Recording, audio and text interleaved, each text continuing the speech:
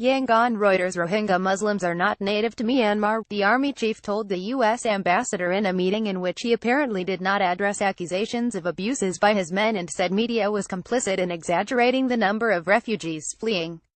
The UN Human Rights Office said on Wednesday Myanmar forces had brutally driven out 500,000 Rohingya from northern Rakhine state to Bangladesh in recent weeks, torching homes, crops, and villages to prevent them from returning.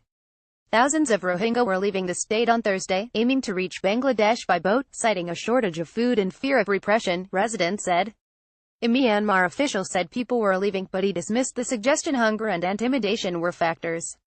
The army chief, Senior General Min Aung Hlaing, gave his most extensive account of the Rohingya refugee crisis aimed at an international audience in the meeting with Ambassador Scott Marcel, according to a report posted on his Facebook page. The general is the most powerful person in Buddhist-majority Myanmar, and his apparently uncompromising stance would indicate little sensitivity about the military's image over a crisis that has drawn international condemnation and raised questions about a transition to democracy under Nobel laureate Aung San Suu Kyi. The military campaign is popular in Myanmar, where there is little sympathy for the mostly stateless Rohingya, and where Buddhist nationalism has surged. Min Aung Hlaing, referring to Rohingya by the term Bengali, which they regard as derogatory, said British colonialists were responsible for the problem. The Bengalis were not taken into the country by Myanmar, but by the colonialists, he told Marcel, according to the account of the meeting posted on Thursday. They are not the natives. Coordinated Rohingya insurgent attacks on some 30 security posts on August 25 sparked a ferocious military response. The UN Rights Office said in its report, based on 65 interviews with Rohingya who had arrived in Bangladesh, that abuses had begun before the August 25 attacks and included killings, torture and rape of children.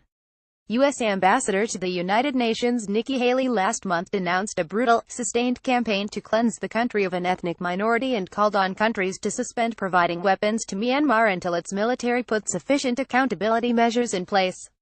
The European Union and the United States are considering targeted sanctions against Myanmar's military leaders, officials familiar with the discussion said this week. Suu Kyi is due make a speech on television later on Thursday. She was swept into office last year after winning an election, but the military holds immense power, including exclusive say over security. Feel insecure. High Commissioner for Human Rights Zaid Rad al-Hussein has described the government operations as a textbook example of ethnic cleansing and said the action appeared to be a cynical ploy to forcibly transfer large numbers of people without possibility of return. Min Aung Hlaing did not refer to such accusations, according to the published account, but said the insurgents had killed 90 Hindus and 30 Rohingya linked to the government. Insurgent opposition to a citizenship verification campaign, which used the term Bengali, was behind the August 25 attacks that sparked the violence, he said. Local Bengalis were involved in the attacks under the leadership of ARSA. That is why they might have fled, as they feel insecure, he said, referring to the Arakan Rohingya Salvation Army insurgents. The native place of Bengalis is really Bengal, he said. He said it was an exaggeration to say a very large number were fleeing to Bangladesh and there had been instigation and propaganda by using the media from behind the scene. He did not elaborate but said the real situation had to be relayed to the international community. UN Political Affairs Chief Jeffrey Feltman is due to visit on Friday. Rohingya residents of Rakhine said up to 10,000 people had left over 2 days. I've seen a lots leaving, on motorbikes, on foot, said one. Another, a teacher, said there had been no military offensive recently but people were going.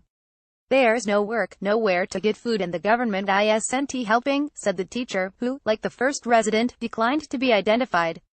Rakhine State Secretary, Tin Maung Swe, said people were leaving every day to join relatives already in Bangladesh. Nobody is starving in death in Myanmar. The government is trying to support those in need, he said. They can fish or catch shrimps in the creeks near their villages. No one's killing them or intimidating them. Min Aung Hlaing repeated a promise from Suu Kyi that refugees would be accepted back under an agreement with Bangladesh in the early 1990s. But many refugees doubt their chances of going home, fearing they will not be able to prove their right to return.